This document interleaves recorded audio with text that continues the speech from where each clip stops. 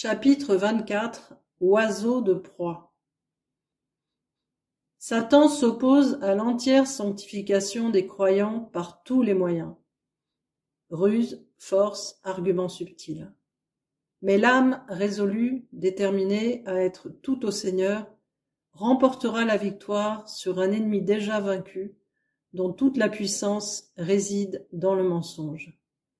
Le moyen le plus sûr de triompher, c'est de la vouloir, de croire fermement, de demeurer en Dieu, en dépit de toutes les sollicitations au doute.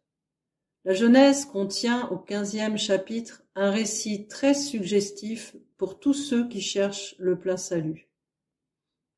Voulant offrir un sacrifice à l'Éternel, Abraham prépara son offrande, disposa les animaux sur l'autel et attendit le signe par lequel Dieu signifierait son acceptation. Mais les oiseaux de proie s'abattirent sur les cadavres, et Abraham dut les chasser. Or, sur le soir, le feu de Dieu descendit et consuma le sacrifice. Ainsi, celui qui veut être entièrement sanctifié doit s'offrir lui-même sans réserve à Dieu, contractant volontairement avec lui une alliance éternelle qui ne sera jamais oubliée. Jérémie 50, verset 5.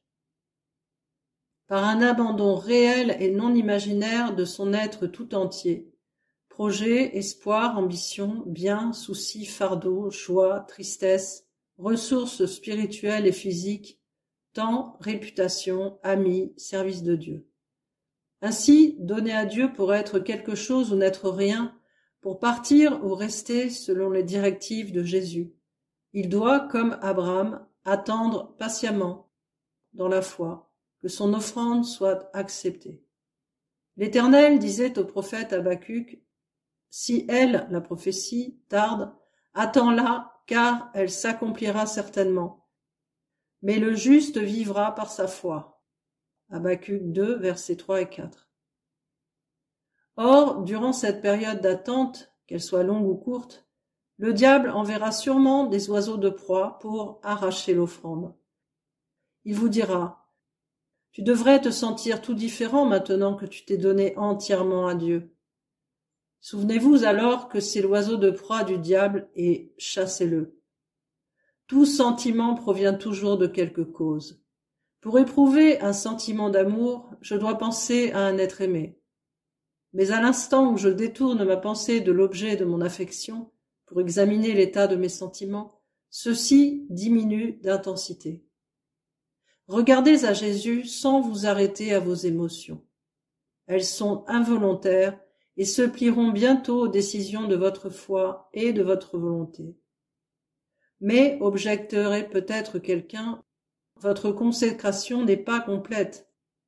Passez encore une fois par le même chemin afin d'en être plus sûr. Encore un oiseau de proie, chassez-le. À ce point-là, Satan peut se faire pieux à l'excès. Il sait fort bien que si vous tourmentez indéfiniment votre âme à cause de la consécration, vous perdez de vue la promesse divine et n'arriverez pas à croire. Or, sans la certitude que votre offrande est acceptée maintenant, tout le reste est inutile. Mais, dira un autre, vous n'éprouvez pas la joie, les profondes et puissantes émotions que connaissent d'autres enfants de Dieu. Encore un oiseau de proie, chassez-le. Une femme me disait dernièrement, « J'ai renoncé à tout sans trouver le bonheur que j'attendais. » Ah, ma sœur, lui dis-je, la promesse n'est pas pour ceux qui cherchent le bonheur, mais pour ceux qui ont faim et soif de la justice. Matthieu 5, verset 6. Ceux-là seront rassasiés. Cherchez la justice, non le bonheur. Elle le fit, et peu après fut satisfaite, car avec la justice vint la plénitude de la joie. Mais la foi, objectera-t-on encore, est une chose si incompréhensible, vous ne pouvez la pratiquer. Demandez à Dieu de vous aider dans votre incrédulité. Encore l'oiseau de proie du diable, éloignez-le. La foi est presque trop simple pour être définie. C'est la confiance en la parole de Jésus. La simple assurance qu'il a l'intention d'accomplir ses promesses à la lettre et que ces promesses sont pour vous. Prenez garde de vous laisser détourner de la simplicité qui est en Jésus-Christ. 2 Corinthiens 11, verset 3. Je vous le dis, mon cher camarade, tout ce qui s'oppose à la foi en la promesse de Dieu relative au plein salut est un des oiseaux de proie du diable. Il faut le chasser résolument si vous voulez être pleinement sauvé. Cessez de discuter avec le diable. Nous renversons les raisonnements et toute hauteur qui s'élève contre la connaissance de Dieu. 2 Corinthiens 10, verset 5. Plaidez, mais avec Dieu. Venez et plaidons, dit l'Éternel. Ésaïe 1, verset 18. Au cours d'une nuit de prière, un homme s'agenouilla avec beaucoup d'autres à l'autel de la consécration pour demander un cœur pur. On lui dit de se donner entièrement à Dieu et de croire. Finalement, il se mit à prier et dit « Je me donne à Dieu. Désormais, je vais vivre et travailler pour lui de tout mon pouvoir, attendant qu'il m'accorde la plénitude de sa bénédiction quand il le jugera bon. Il a promis de me la donner, il le fera, n'est-ce pas ?» « Oui, mon frère, ce qu'il a promis, il l'accomplira sûrement, répliquai-je. « Oui, oui, il l'a promis, dit cet homme. » À ce moment, un rayon de lumière pénétra dans son âme et il ajouta « Le Seigneur soit loué, gloire à Dieu !» Il plaida avec le Seigneur et s'emparant de sa promesse. Ce même soir, d'autres discutèrent avec le diable, se laissèrent guider par leurs propres sentiments et ne trouvèrent pas la sanctification. Mais, après l'acte de foi, Dieu attend la confession de foi. Les hommes qui ont du caractère, de la force et de l'influence sont ceux qui affirment sans peur leurs convictions. Un homme qui a des convictions arrêtées ne craint ni de les annoncer au monde, ni de les défendre. Il en est ainsi en matière de politique, d'affaires, de réforme morale, comme en matière de foi. Une loi universelle appuie cette déclaration.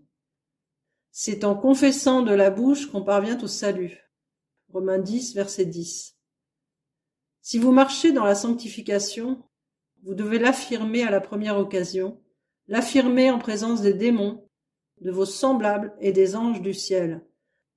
Vous devez vous présenter au monde comme un homme qui croit à la pureté du cœur et proclamer sainteté à l'Éternel. Ainsi, vous brûlerez vos vaisseaux. Tant qu'ils ne sont pas détruits, vous n'êtes pas en sûreté.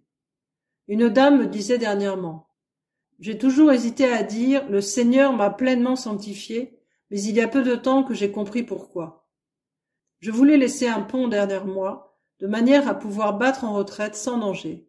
Si je me dis sanctifié, je suis obligé de veiller sur moi-même afin de m'exposer à aucun blâme, tandis qu'en ne le disant pas, je puis me permettre des choses contestables avec l'excuse facile que je ne prétends pas être parfaite.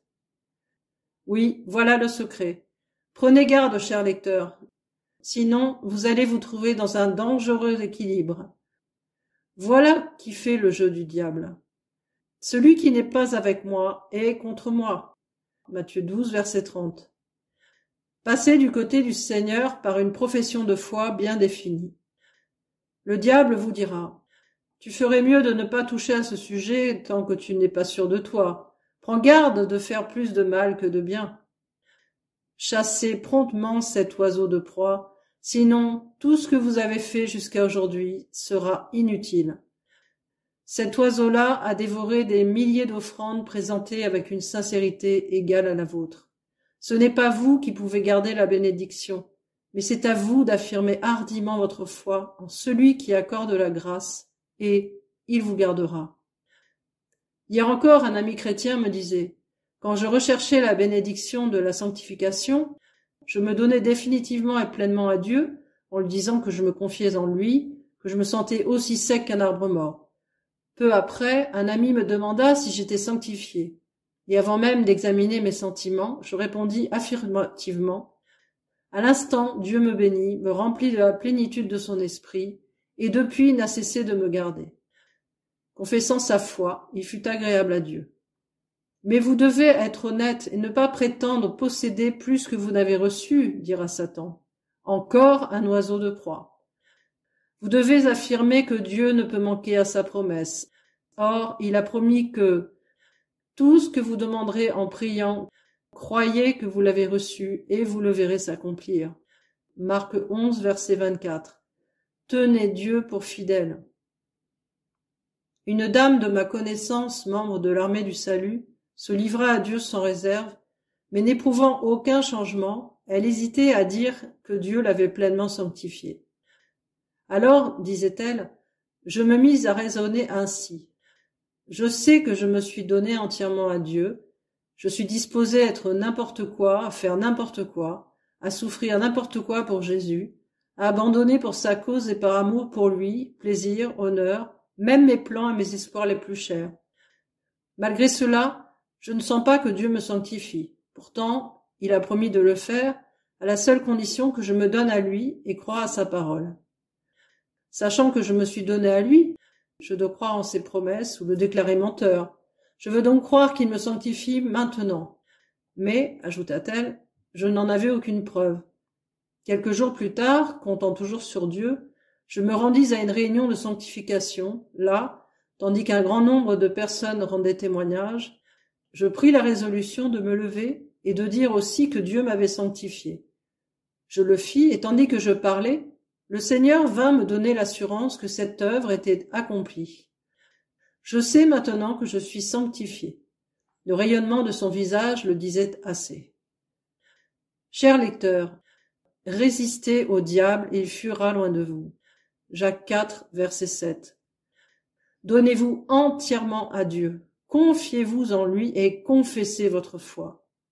Et soudain entrera dans son temple le Seigneur qui vous cherchez, et le messager de l'alliance que vous désirez. Voici, il vient, dit l'Éternel des armées. Malachie 3, verset 1.